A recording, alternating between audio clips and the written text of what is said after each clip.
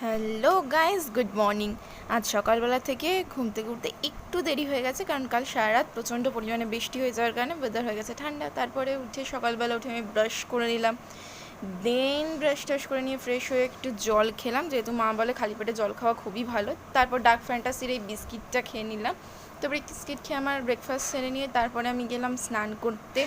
স্নান টান করে এসে খেয়ে নিলাম, কিন্তু তার ক্লিপস নেওয়া হয়নি। তারপর খেলাম দুপুরবেলা ঘুম থেকে উঠে, বিকেলবেলা উঠে তারপর আমি খেলাম চিড়ে ভাজা। তারপর একটু পড়াশোনা করে মায়ের সাথে একটু মজাই করছিলাম। তারপরে